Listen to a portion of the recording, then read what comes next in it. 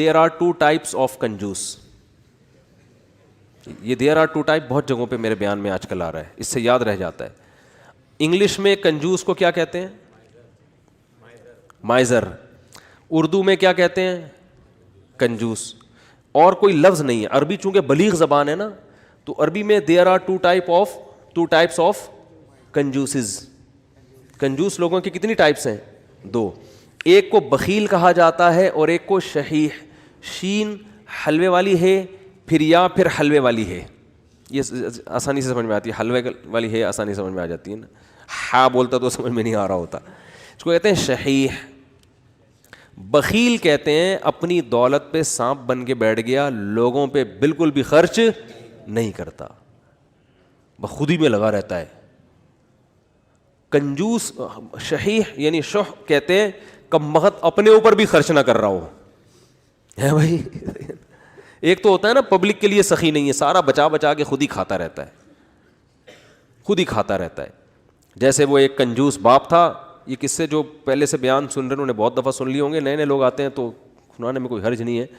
عرب میں نا باپ دادا کی شاعری پہ فخر کا رواج بہت زیادہ تھا.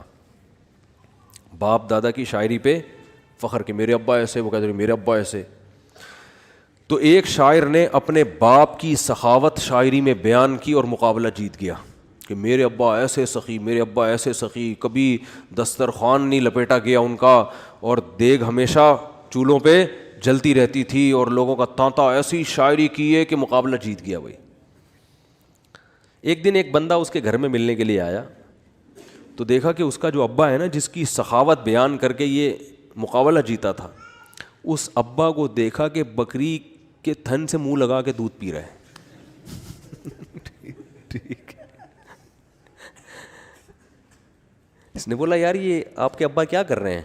اس نے کہا اصل میں ابا میرے جو ہے نا, یہ جب گلاس میں دودھ نکالیں گے تو دھار کی آواز سن کے بچے آ جائیں گے دودھ مانگنے, اپنے ہی بچے ابا کے, دوسرے بھائی ہیں ان کے. تو میرے ابا کو یہ پسند نہیں ہے کہ یہ دودھ بچے پئیں, اس لیے بچوں کو آواز نہ جائے تو ڈائریکٹ تھنوں سے دودھ لگا کے پئیں. کہہ رہے ہیں یہ وہ ابا ہیں جن کی سخاوت بیان کر کے میں نے مقابلہ جیتا ہے. لیکن یہ ابا بخیل تھا, شحیح نہیں تھا. اپنے اوپر تو خرچ کر رہا ہے نا کہ چلو بچوں پہ نہیں کھلا رہا, کم بخت خود ہی پی رہا ہے سارا دودھ. وہ دیسی گھی والا بھی سنانا پڑے گا یار, کیا کریں یار. وہ ایک کنجوس, جلدی جلدی سناؤں گا جو کئی دفعہ لوگوں نے سنا وہ پھر بور ہو جاتے ہیں.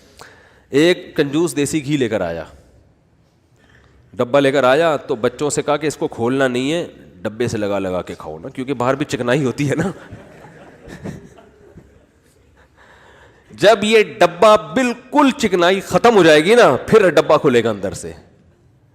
اسی دوران اس کا سفر ہوا تو اس نے اس خطرے سے کہ ڈبہ بچے کھول نہ لیں, الماری میں لاکر میں ڈبہ بند کر کے چلا گیا.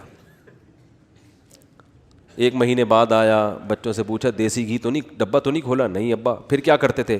ابو الماری سے روٹی لگا لگا کے کھاتے تھے. ایک تھپڑ مارا ان کو, کہہ رہے کم بہت کچھ دن گھی کے بغیر صبر نہیں کر سکتے. اٹ از کالڈ کنجوس. یہ شحیح نہیں ہے, کیونکہ خود تو استعمال کرے گا نا, چپ چپ کے کھائے گا. تو وہ بھی جو بکری کے تھنوں سے منہ لگا کے دودھ پی رہا ہے, کم از کم خود تو پی رہا ہے نا.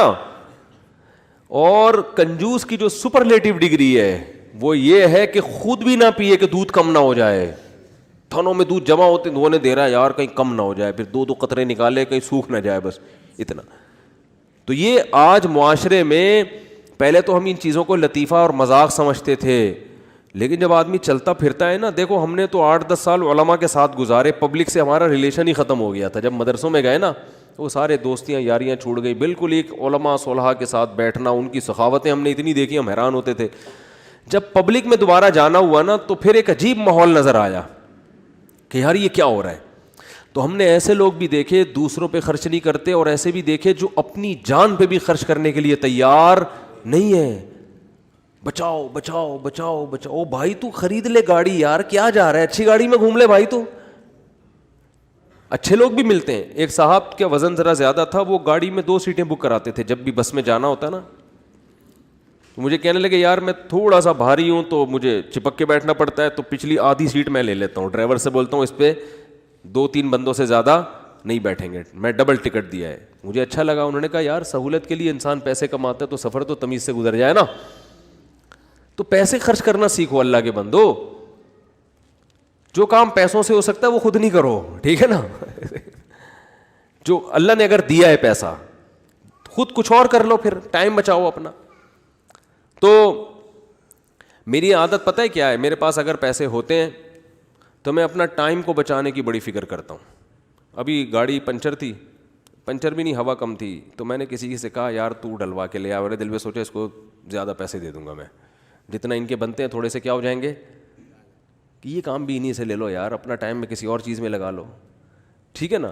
اگر ہیں, اللہ نے دی ہیں, بعض دفعہ ہوتے ہیں بعض دفعہ نہیں بھی ہوتے ہیں, آدمی خود ہی دھکا لگا کے بائک کو گھسیٹ کے لے جا رہا ہوتا ہے تو وہ بھی ٹھیک ہے. تو جب ہوں تو الگ حکم ہے, جس دن جیب میں نہیں ہے تو پھر الگ